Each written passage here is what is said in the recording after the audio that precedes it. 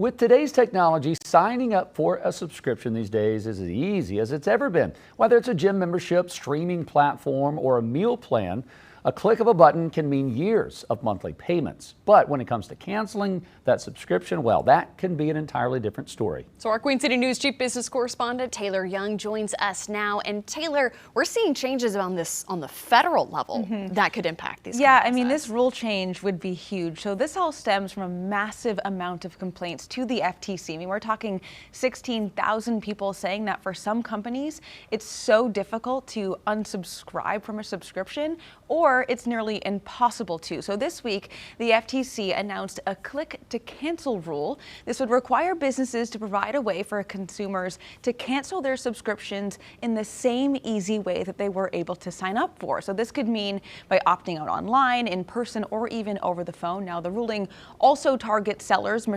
misrepresenting facts about the product or services, and companies automatically billing consumers after trials have ended. So one of the companies that have come under fire in recent years for being difficult to unsubscribe from is Amazon. In the past, the FTC claimed the company has used, quote, manipulative web design to trick customers into automatically renewing for Prime subscriptions. I mean, I am one of the worst. My wife will tell you about automatically signing up for 1 month and then forgetting, and then 3 months later finally canceling. They don't make it easy, and a lot of people don't even realize sometimes what the service that they're paying for is. Yeah, so according to Bango, which is an online technology company, the average American has 4.5 subscriptions and pays around $924 a year. The most popular service that people are paying for subscriptions for is those streaming services like Netflix and Hulu.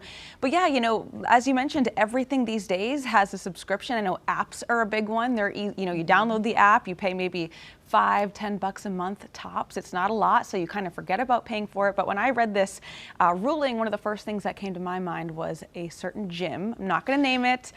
And I had to write a letter in order to cancel my membership. And at some point, if you have to go through so many hoops, you're just like, I'll just keep paying the $10. Just keep it. So when could we possibly see this change take effect? Yeah, so in 180 days from when the FTC publishes it in the Federal Register. So essentially, companies are going to have to specifically tell consumers what they're paying for before they're actually billed.